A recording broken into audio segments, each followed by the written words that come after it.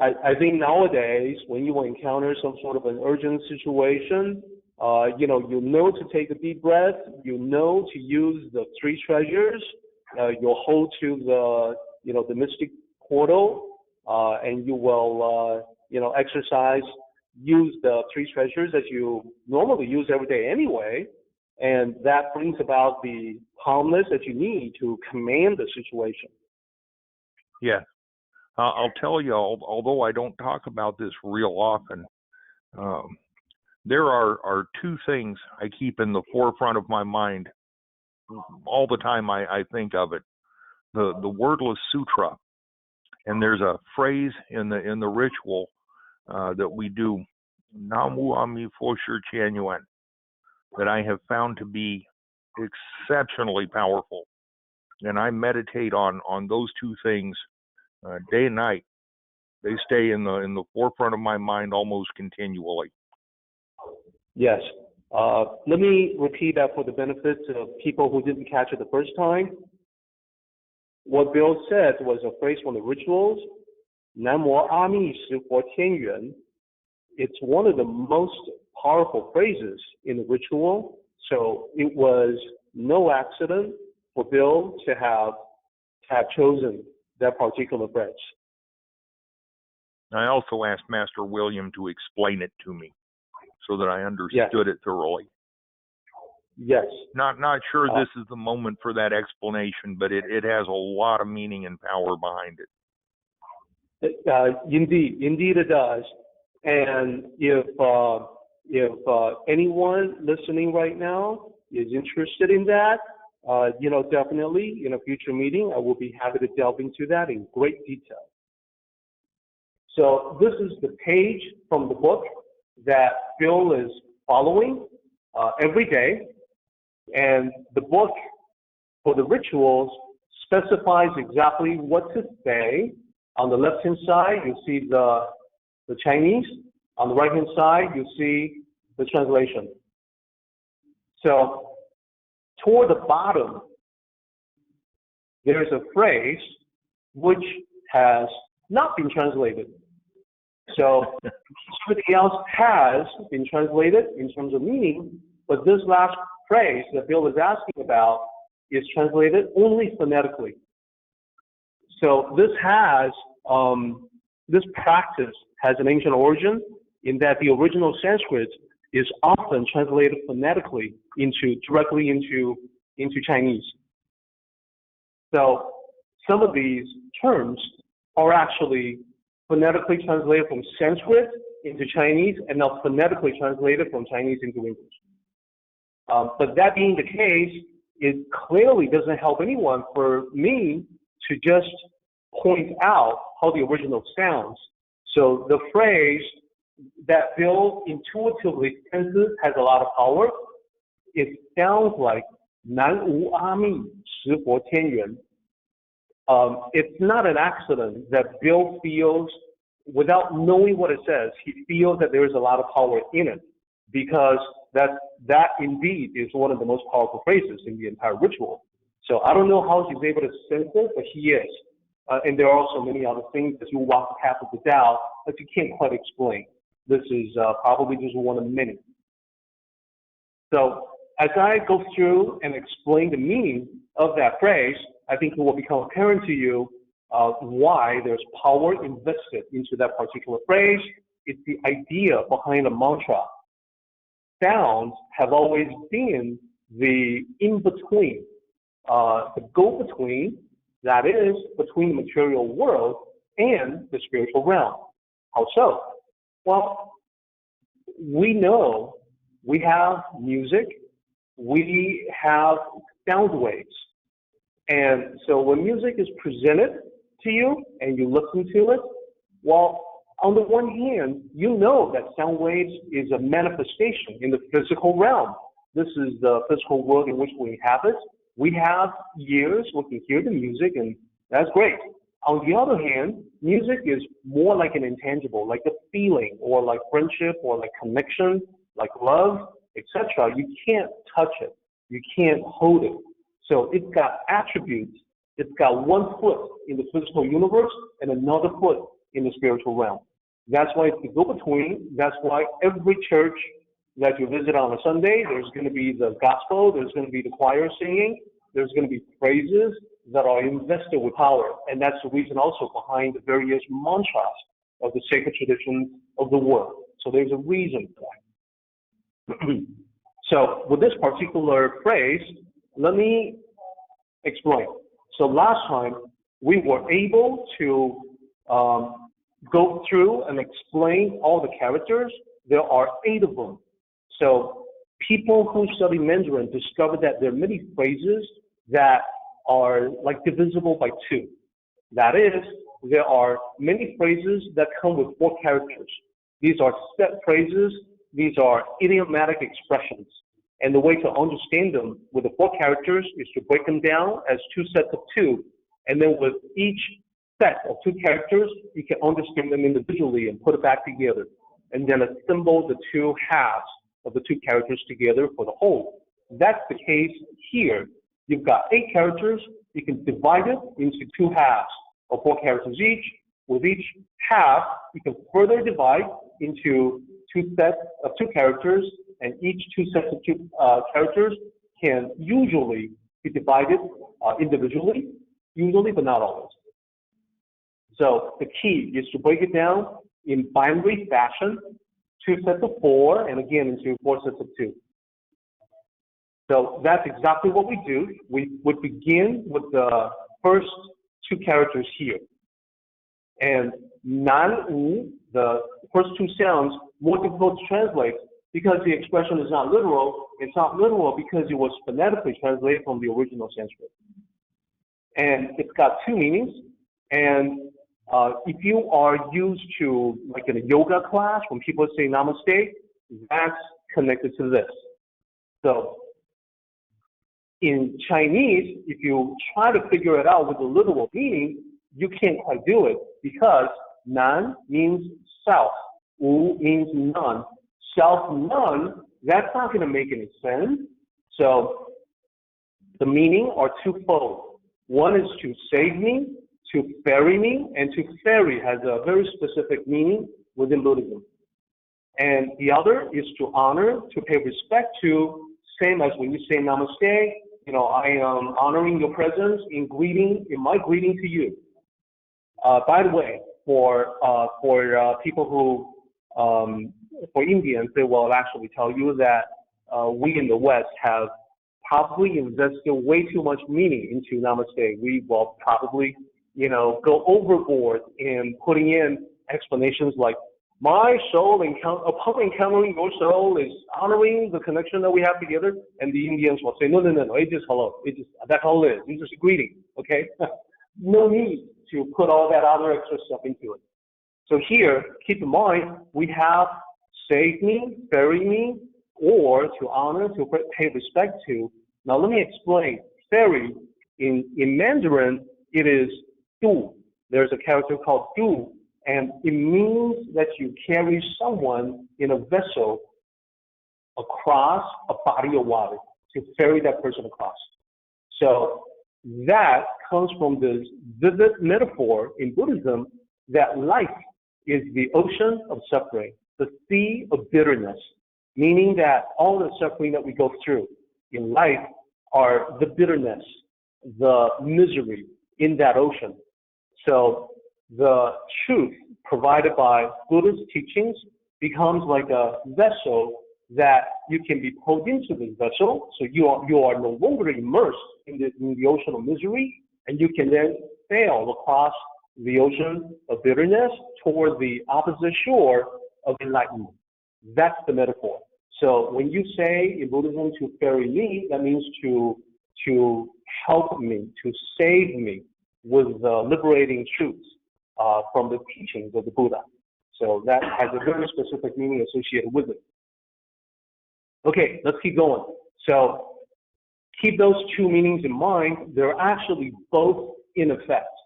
So when you put these 2 characters together with the second 2 characters, Ami, you are saying Ami to save me or to ferry me to the shore of enlightenment, and you are also saying to honor and pay respect to Ami.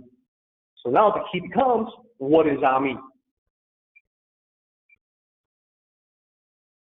So here we go. The dual meaning, the Ami that saves me, the Ami that carries me across the sea of suffering to the shore of enlightenment. I honor Ami, I pay respect to Ami. So what is it? Ami, another term that was phonetically translated from the original Sanskrit to ancient Chinese and now to modern Chinese. So it means infinite light. So sometimes written as immeasurable radiance, and life is another attribute, unlimited life, infinite life. So these attributes, infinite light and life, are associated with Amitabha. When you put two characters next to Ami, Tuopo, these two characters mean Buddha. So the Buddha of infinite light and life is the Ami Tuopo, which is the Amitabha, the Buddha of infinite light. So who is that? Well, first of all, even before we get to the identity of this Buddha, when you study Mandarin, if you live in Asia, if you live in the Chinese-speaking parts of Asia, you will oftentimes encounter this phrase. Like when people witness something, when people see something that is shocking or saddening, maybe a tragedy, they may say, Ami Tuopo. And that will be similar to when we invoke, God or Jesus, to say, to talk about the grace of God, the saving, the salvation of Jesus, etc. It's similar in Asia, except they may say Ami Tuopo instead. So this particular Buddha is the primary Buddha of Pure Land Buddhism. Of course, not very well known in the West because here, I think most people would not even realize that there are, many different schools of Buddhism, just as we have many different sects of Christianity. And the Buddha that we see, if it is depicting the Amitabha, the Buddha of infinite light, we may actually mistake it here for another Buddha, like the Sakyamuni Buddha, or perhaps even another Buddha that I'll talk about in a moment, because many people in the West are not cognizant of the fact that there's actually more than one Buddha. In fact, there are thousands of Buddhas, and the reason is because a Buddha is just a human being plus enlightenment. That's it. So it's not a single deity, like an all-powerful deity. Buddha is not the equivalent of Yahweh at all. Buddha is every person. Every person has the ability at some point to gain enlightenment. When that happens, you too are the Buddha. So it makes more sense now if you were to hear the phrase, the Buddha within, or to awaken the Buddha within. It is as if you have this infinite potential within you to become the Buddha, and it's awaiting that moment of awakening. Okay, so that's why it gets mixed up with other Buddhas.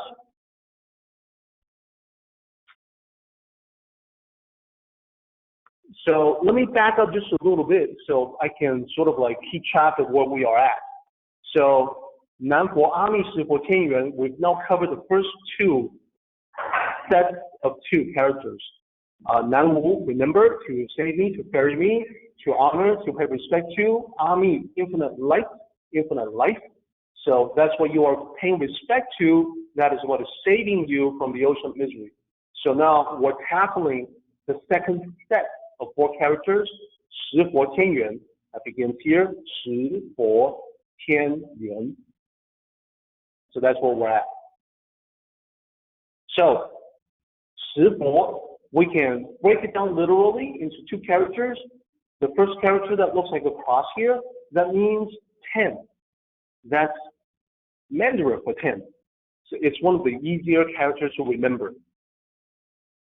So the second character there, 佛, that's the character for Buddha. So 10 Buddha, you could assume that this means 10 Buddhas, because Because Derek, did you not just mention a moment ago that there's more than one? So there could be 10. So indeed, there's a grouping of 10. And in that group of 10, the last one is the 10th.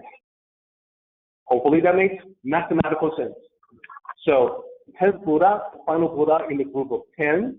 So now when we talk about this group of 10, this is going to, invoke all kinds of thoughts and questions.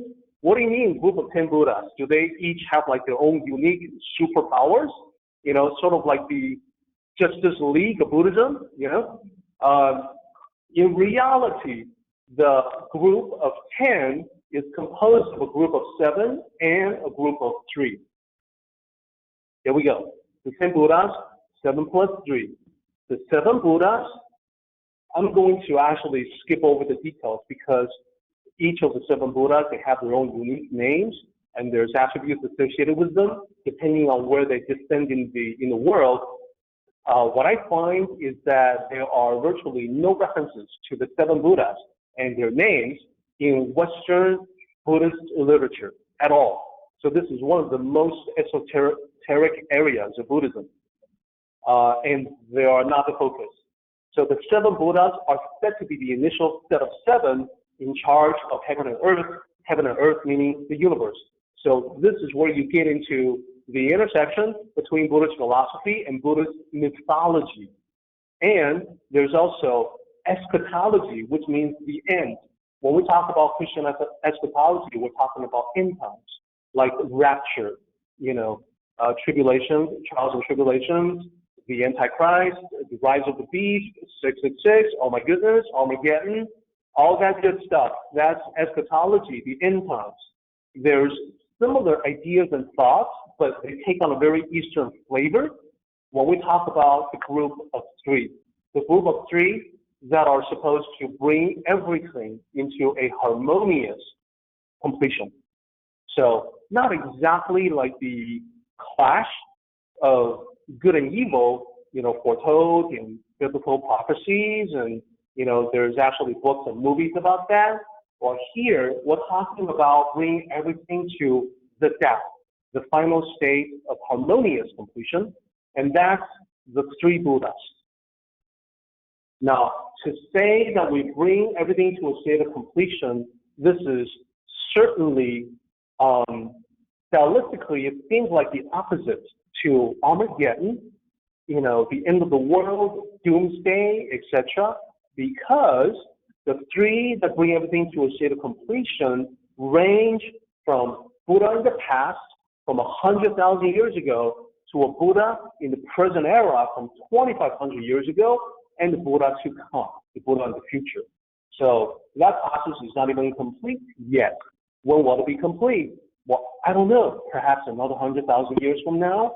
So it is not similar in that respect to the rapture, to the end times that we hear about from the Western conception. So let me focus on the 3 Buddhas. This is the important thing. So remember, here we've got Buddha number 8, called the Dipankara Buddha, Buddha number 9, Shakyamuni Buddha, Buddha number 10, Maitreya Buddha. They represent, respectively, the Buddhas of the past. So from 100,000 years ago, representing all the Buddhas from the distant past, and there are thousands of them. And then Shakyamuni Buddha, representing Buddhas of the current era. Even though he's 2,500 years ago, normally we think of that as a very long time, but compared to 100,000 years ago, it's much more recent.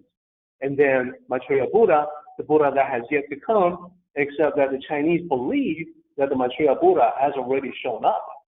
And I'll get to that in just a moment. Okay, so first, the Buddha of the past, the Dipankara Buddha. This is the Buddha who bears the lamp or lights the lamp. Distant past, 100,000 years ago, was said to be the Buddha that led the Shakyamuni Buddha to enlightenment, like the teacher of the Shakyamuni Buddha. That lamp held or lit by the Dipankara Buddha is the symbol for spiritual illumination. So the idea is that with spiritual illumination, you can see the path ahead in your life so much better. Yet another context is that with the light provided by spiritual illumination, you can see through the illusions of the world better. So you can, for instance, look at the way that people chase after fame and fortune and end up in a bad situation because they're chasing after illusions. If they had the illumination from a spiritual perspective, they can see through the illusions and then be able to say that, well, wow, I'm just chasing after shadows. This is not worth my time. I'm going to go after something that's real, like the connection that I have with my friends, the positive karmic affinities that I can cultivate, stuff like that. So the land itself is a powerful symbol. Now let's talk about Shakyamuni Buddha. Shakyamuni literally is the sage of the Shakyas. Shakyas is a clan in modern day geography. It would be like near Tibet, in the mountains in the border region between modern day Tibet and India. So in ancient times, China considered India to be the West. If you look at it on a map, India is, to get to India, you have to travel to the west, you have to cross over mountains. So when they thought of the origin of great Buddhist scriptures, great Buddhist wisdom, they always refer to the West. But when they talked about the West, they were not intending to refer to Europe.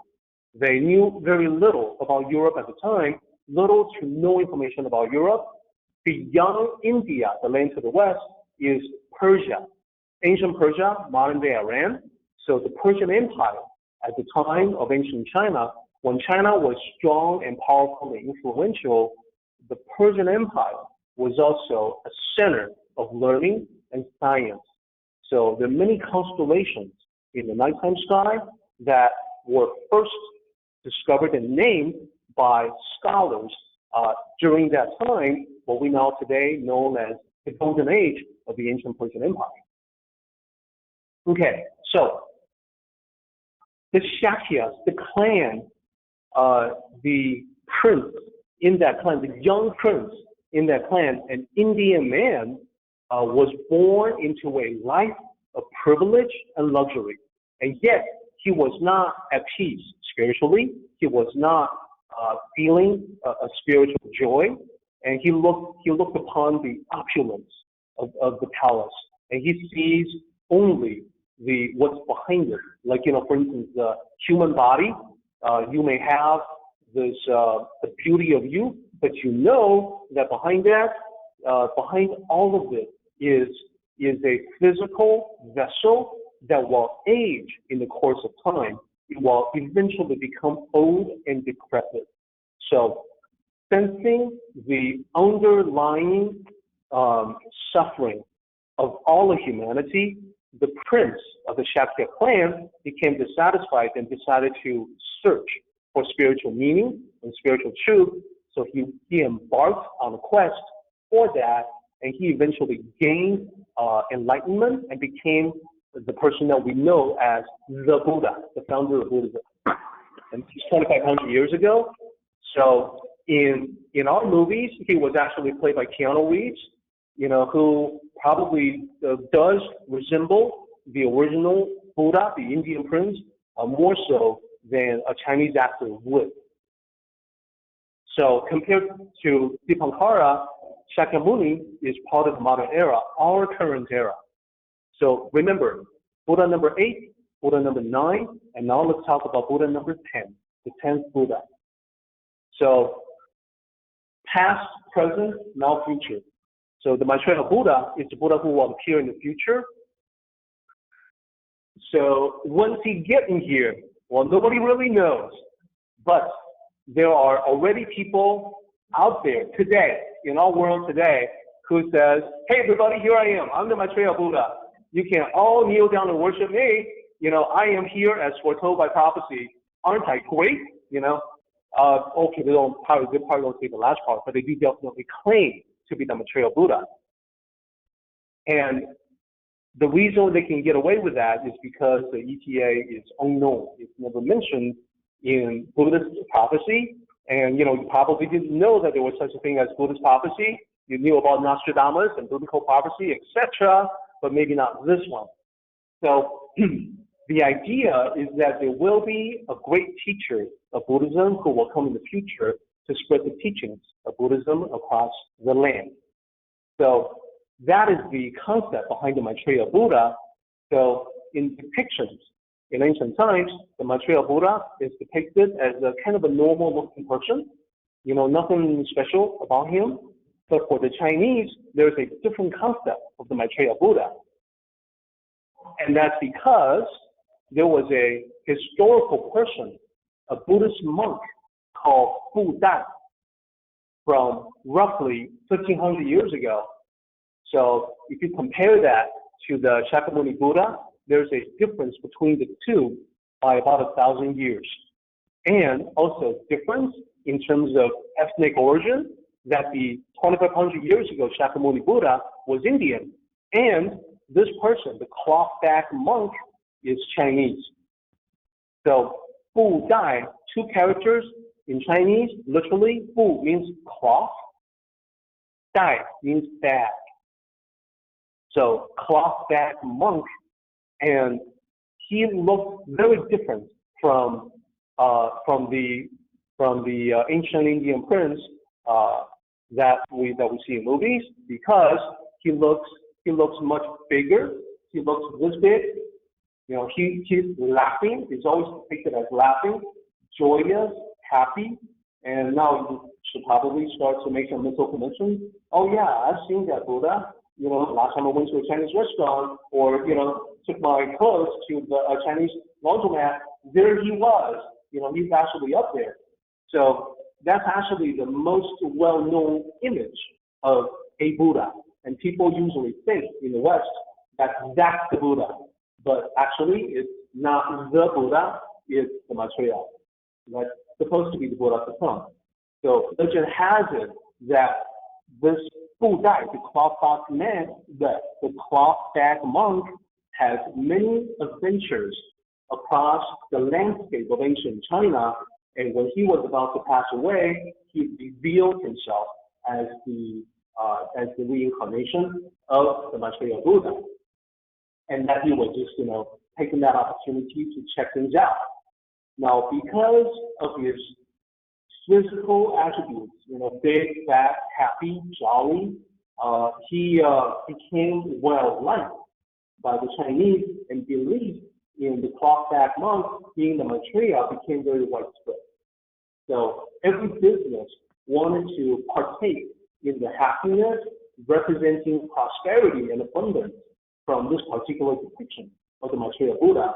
So they will have a little figurine at the place of business to bring the luck, positive, good fortune, good business, money, prosperity and abundance.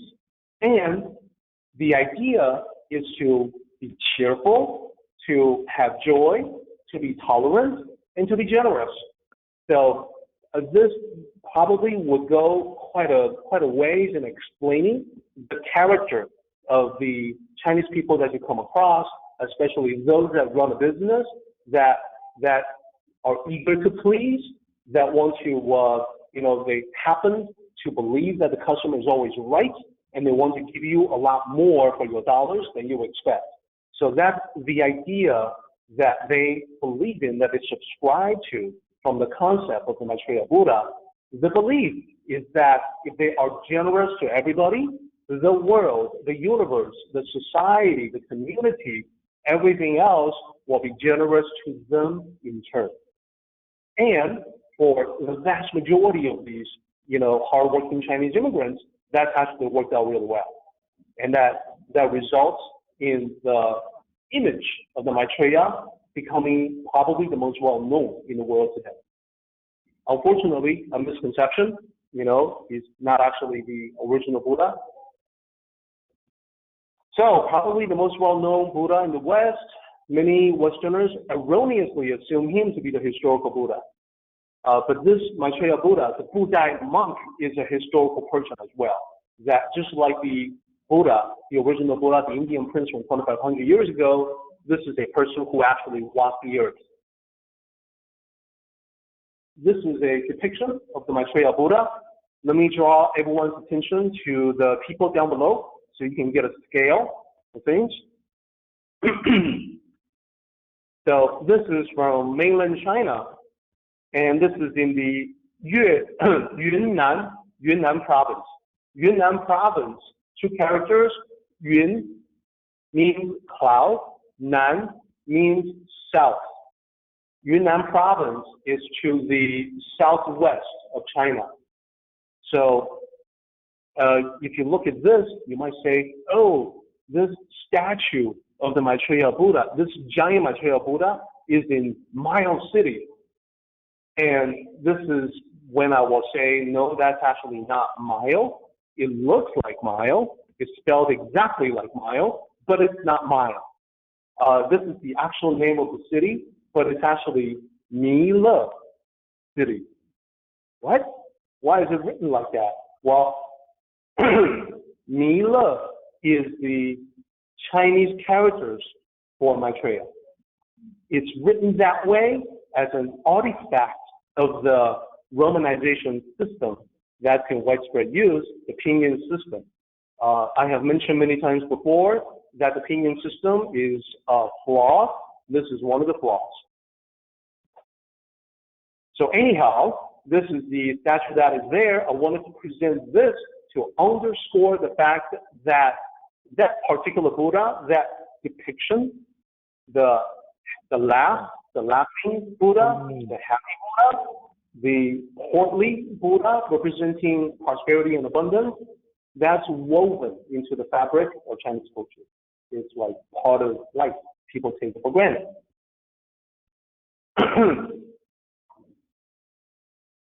Okay, so last two characters. Tien Yuen. Literally, Tien means sky or heaven. Yuan, it could mean, it has multiple definitions. It could be basic, elementary, elemental, primal. It's all pointing to a state of elemental, primal, essential completion. So the 10th Buddha, the last in the group of 10, who will come to bring the heavenly work of the Tao to the final state of essential completion. And who is the 10th Buddha? Well, it's the big guy that you saw in the previous slide. So when we say 十佛天元, we refer to the 10th Buddha who will bring completion. So that's actually another name for the Maitreya Buddha. This is a reference to the Maitreya Buddha. 十佛天元 is one of his names. So now we have all the information we need to complete sort of an ad hoc translation of the 8-character phrase. 南无阿弥十佛天元. So this is one attempt. It's not meant to be definitive, but this is one way you can think of it. I honor the infinite light and wisdom of Maitreya, the 10th Buddha of heavenly completion. Now, if you keep in mind that Nan Wu, in addition to honoring, can also point to, the liberating salvation of Buddhist teachings, then you can also add a little bit more to it. I honor the infinite light and wisdom of Maitreya that saves me or that ferries me, for he is the 10th Buddha of heavenly completion. So whatever you like, this is the meaning of the phrase. 南无阿弥十佛天元. So, hi Mark. And so Mark, without knowing any of that background, has actually come pretty close to deciphering this entirely on his own. So I was very impressed. So Bill, that's there pretty you go. Amazing. Thank you. Okay. With that, that's the end of my explanation. I hope it provides us with a better recording than the one that we ended up with last time. So now, Bill, I think it's too late for us to switch over to you, right? Yes, but that's just fine. I've been trying to get this explanation for, 3 or 4 years or more. And you know, it's difficult to get an understanding for what this says because it's not translated anywhere in the ritual. So this explanation is tremendous. Okay. Well, I'm glad it's helpful. And, you know, if this is a high-quality recording, then it can be helpful to other people too. Sorry. Absolutely. And this is a tremendously powerful phrase, so to have this information available is going to help a lot of people, I think. Yeah, I definitely hope that's the case. You and me both. So let me also say that you do not need to be a shrine owner like Bill is to make use of this phrase. If the phrase is something that resonates with you, I would definitely invite you to make more use of it in your life. What Bill says when he previously had like a mini crisis at work at his day job, what he says is that whenever he feels overwhelmed with chaos, he would utilize this phrase. In addition to the 3 treasures, he would utilize this phrase, and it would bring him to a state of calmness and composure. And from that standpoint, he can handle crisis way better than anyone else around him. He didn't say that, I said it. But it's true. Other people have remarked upon how when the situation changes around Bill is able to maintain that peace and composure, and he's more powerful that way. If you do that in your life, if you gain the ability to have this calmness on call whenever you need it, you find one of the things that you discover is that people readily, instinctively look to you at a time of crisis. And the reason is because when things are so chaotic and you're not sure exactly which way to turn, you need, like a rock of Gibraltar, you need someone who provides a stable foundation. They look to someone who can provide that. And if you are that person, then you're it. You can provide guidance. You can say, okay, everybody, here's what we got to do. We're in this situation right now, but just follow me and we will work ourselves to safety, out of danger. So it's actually extremely practical to learn something about this. It isn't just, chanting. It isn't just meditating. There's actually real world applications, I think, every day. Bill, would you agree? Absolutely. Yes.